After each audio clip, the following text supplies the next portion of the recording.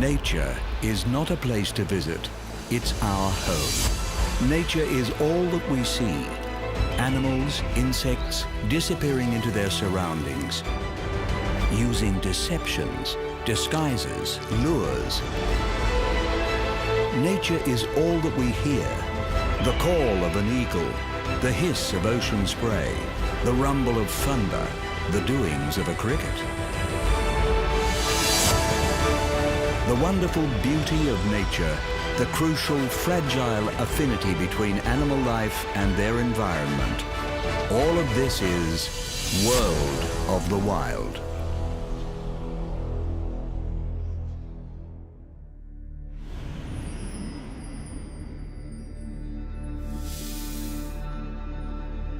Formed by volcanism and the clashing of tectonic plates, mountains are dramatic and varied landscapes, largely uninhabited by man. With increasing elevation creating distinctive habitat bands, each mountain can be host to several distinctive microclimates, from densely forested foothills to seemingly barren peaks. Here, even different aspects of the same slope can bring about stunning variance in the life that inhabits them. To occupy these challenging ranges, animals must be hardy and adaptable to change. In this episode, we learn why bears rule the mountain forests, follow the seasonal migrations of elk, experience the high life of marmots, scale the slopes with bighorn sheep, and prowl the mountain ranges with pumas.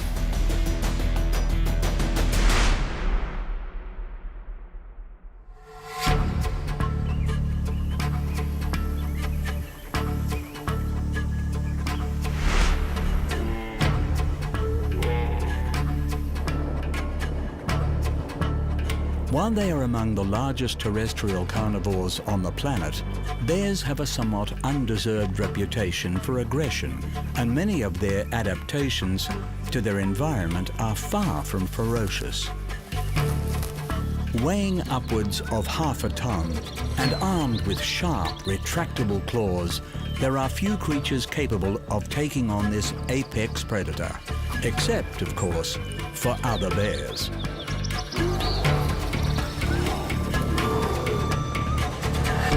With 8 species found predominantly in the northern hemisphere, bears can be found occupying a range of habitats, but are most commonly associated with mountainous areas of forest. With an exceptional sense of smell, possibly better than any other mammal, this is the bear's principal sense for locating food within their often challenging habitat. And unlike most carnivores, bears' teeth are adapted to chewing significant quantities of vegetable matter, enabling them to make use of a wider range of the mountain's food resources. In the lakes and rivers of their mountain habitat, fish form a significant part of the bear's diet, and they have adopted a range of behavioral modifications in order to procure them. Wading or swimming in the waterways, bears will often fully submerge as they patrol the shallows, seeking to pin their slippery prey with their claws. When spawning events bring greater concentrations of fish, groups of normally solitary bears will gather at strategic points along the rivers. These seasonal gatherings are not without conflict, as the bears fight to claim the most desirable fishing spots. With prime real estate going to dominant males, the bears attempt to snatch the fish mid-air as they leap their way up the cascading rapids.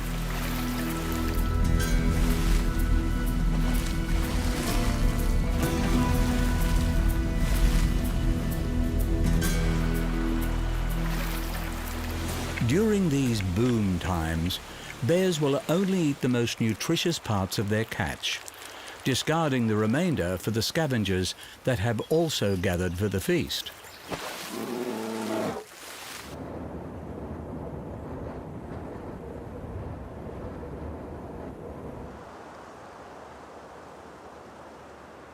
Avoiding the privations of the cold mountain winters, bears retreat to their dens in a form of hibernation. These dormant periods can see the bears underground for up to 200 days. With heart rates slowing to just 9 beats a minute, they will not eat, drink or defecate the entire time.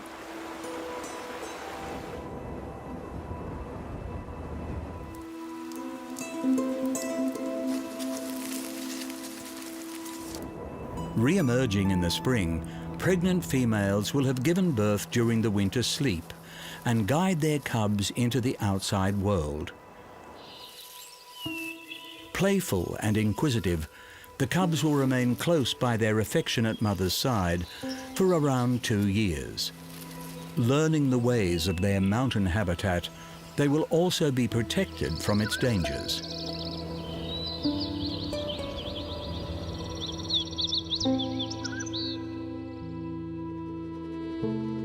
Overhunting has traditionally had a devastating effect on bear populations, but today, habitat loss and fragmentation is their greatest threat. Intelligent animals, bears have displayed behavioral adaptations to avoid human contact, in some cases becoming nocturnally active and learning to scavenge from urban areas. But the reduction in wilderness inevitably reduces wildlife, and for large, wide-ranging creatures such as bears, conservation of mountain and forest habitats is the most effective means of protecting their numbers.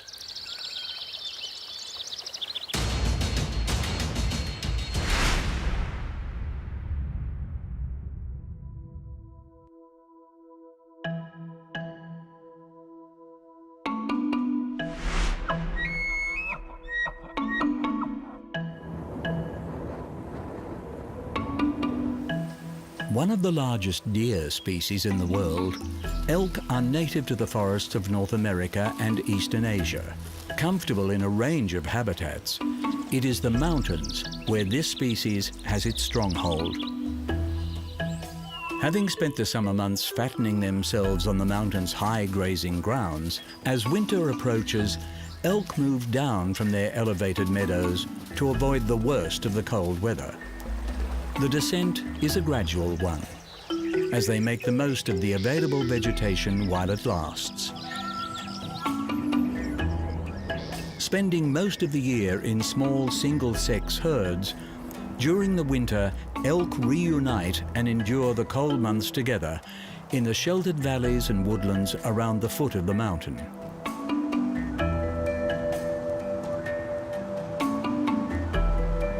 Feeding sparingly on shrubs and tree bark, they pour through the snow in search of buried grass.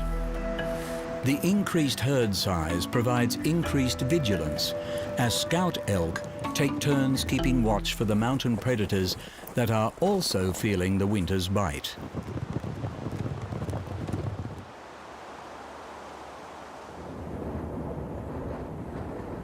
Typically shedding their horns early in winter to conserve energy, when spring comes, male elk begin growing these bony structures again at a rapid rate of 2.5 centimeters a day.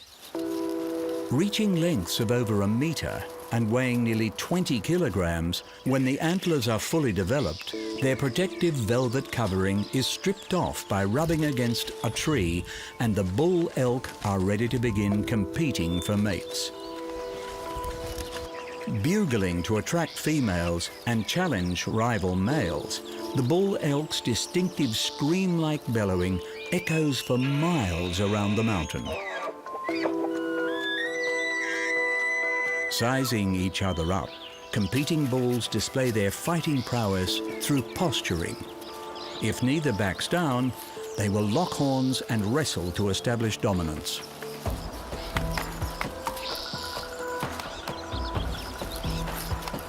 Often sustaining serious injuries, successful males may be required to fight continually in order to secure their harem of breeding females. Following the retreating snow, the elk migrate back up the mountain to return to their high grazing grounds by early summer. Here the females give birth to their young. While the spotted fawns are able to stand by the time they are just 20 minutes old, they remain especially vulnerable to predation and will remain close to their mothers until next season's offspring are produced.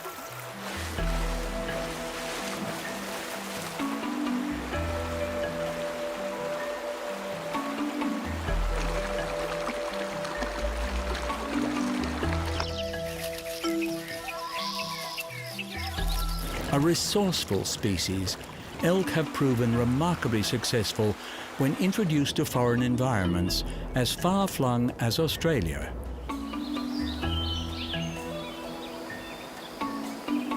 Within their native habitat, they have lost much of their original range and today exist primarily in more remote mountainous locations.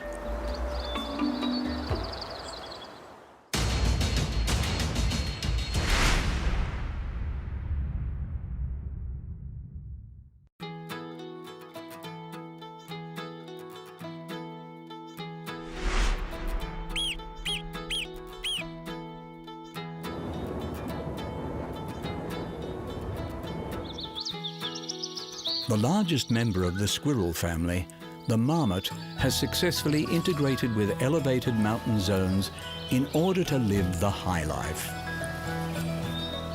As they rise in height, mountains form distinctive habitat bands. With increased altitude comes decreased temperatures and oxygen. And moving up the mountain slopes, the vegetation becomes more stunted and sparse as the forests of the foothills give way to the bare rock of the peaks. Few mammals are equipped to survive in the tough terrain of these higher reaches. The charismatic marmot is a rare exception. Marmots are well attuned to rarefied air, with large colonies regularly living at elevations of over 4,000 meters. Of the 15 species of marmot, most eke out an existence in desolate mountain habitats by adopting a wide diet. Primarily herbivores, they target a variety of grasses and roots, even consuming moss and lichens from the exposed mountain rock. And in times of hardship, marmots have been known to hunt insects and may even resort to cannibalism.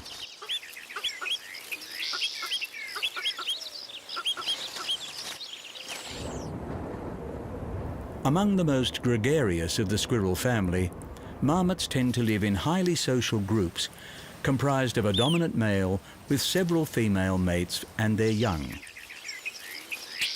While social grooming and play fights are common, the colony's most important function is watchfulness. Predated upon by the many carnivores of the mountains, marmots keep a constant eye for danger. Rising comfortably on their hind legs to stand lookout, they are in continual communication with a series of whistles, screams, and teeth chattering.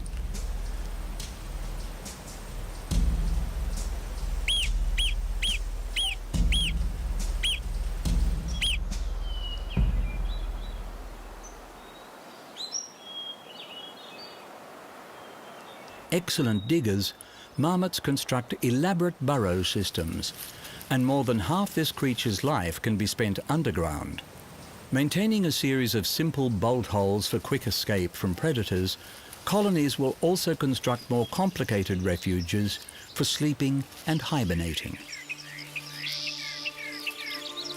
While their stocky build and dense fur coat affords the marmot considerable protection from the elements, the mountain winters drive these squirrels underground for up to 8 months of the year.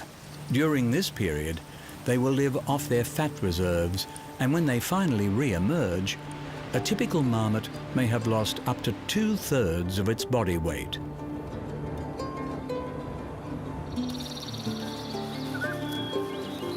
Having evolved so successfully to inhabit their specific mountain habitat band, global warming poses a particular challenge to marmots. warmer temperatures can reduce the mountain's already limited vegetation, and marmot populations have been recorded relocating to higher zones. Marmot numbers, for the most part, remain healthy around the world, but there is only so much mountain for this specialized creature to climb.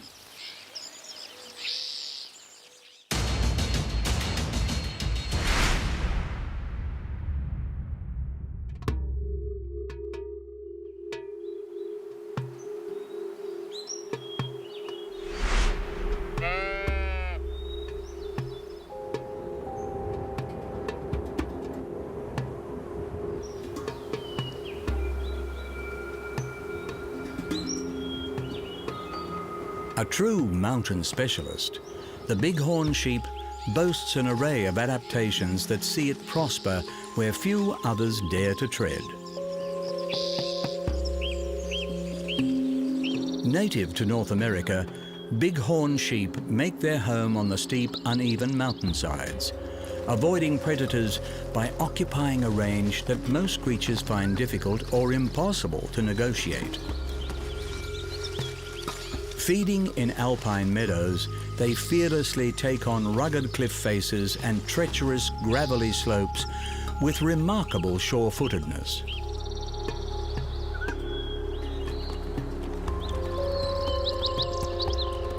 Related to mountain goats, bighorn sheep display many shared adaptations for their mountain-faring lifestyle.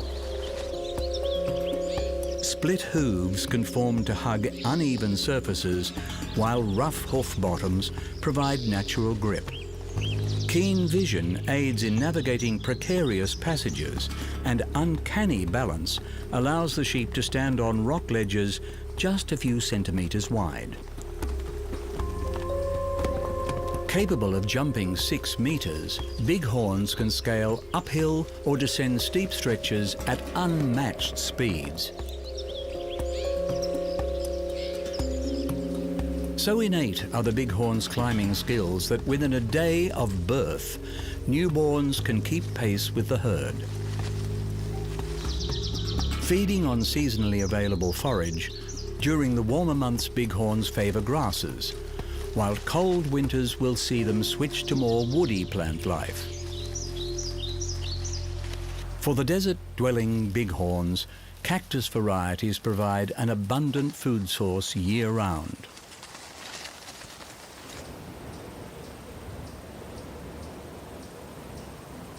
The distinctive curved horns of the males can weigh up to 14 kilograms, as much as the rest of the bones in their entire body. Head-butting competitions are a means of establishing dominance within the herd and securing mating rights during breeding season. Lunging into the clashes, the crack of horns can be heard throughout the mountains, with some fights lasting for hours.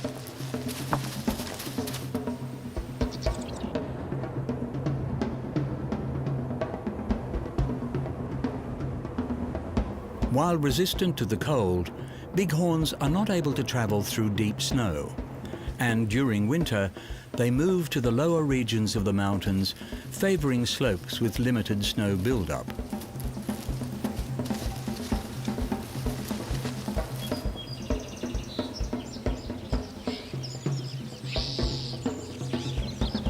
A versatile species, bighorns have also adapted to survive in the mountains of the desert.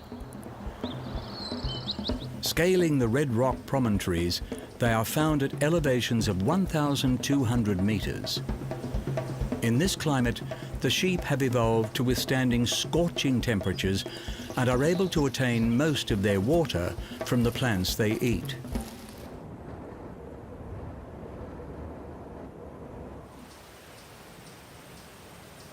With a population believed to have once been over 2 million, by the early 20th century, hunting and introduced diseases from domestic livestock had reduced bighorn numbers to just several thousand. But the bighorn is a conservation success story, with hunting restrictions, game reserves, and reintroduction programs increasing numbers and saving the species from falling over the precipice.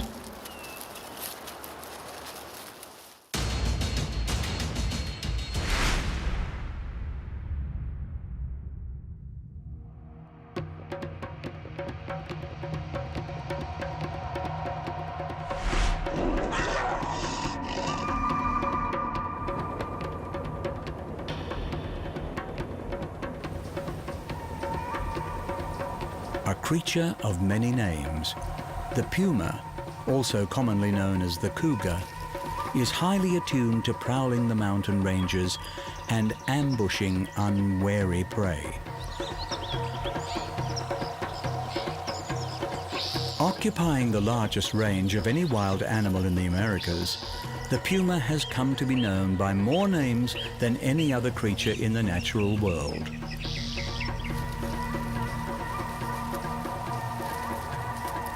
Proving adaptable to almost every type of habitat they encounter, as their mountain lion moniker suggests, it is the mountains where they are most at home. Like most felines, pumas are solitary creatures. Establishing individual territories, they prefer regions with dense vegetation or rocky cover to launch ambush attacks, utilizing their enlarged, retractable clawed front paws to clutch their prey.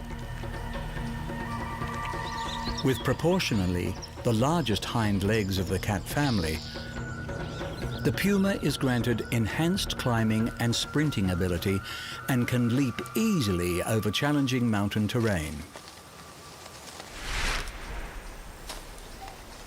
More active at night and around dawn or dusk, pumas spend the majority of daylight hours at rest. Those that are spotted during the day are more likely young males who can roam vast distances as they seek out a suitable range away from the established territory of dominant males. These searching journeys can even see the cats crossing substantial bodies of water, albeit reluctantly.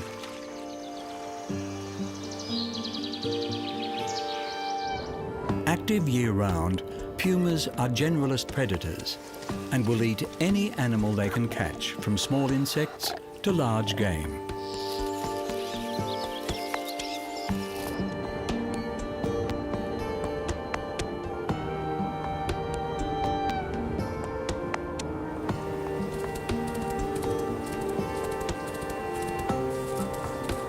Capable of dragging prey several times their own weight, pumas maximize their feeding by hiding their kills from other mountain carnivores, returning to eat over a period of days.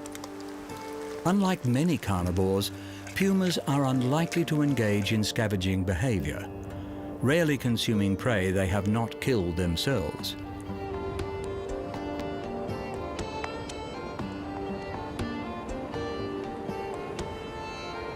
Parenting is solely the domain of female pumas, and they are noted for their fiercely protective behavior around their cubs.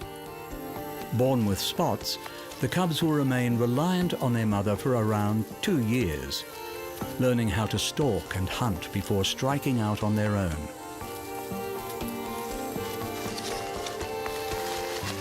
A mysterious animal, puma numbers are subject to speculation. But although persecuted as a pest species in parts of their range, their wide distribution across the Americas and ability to adapt to various habitats are positive factors in their favor.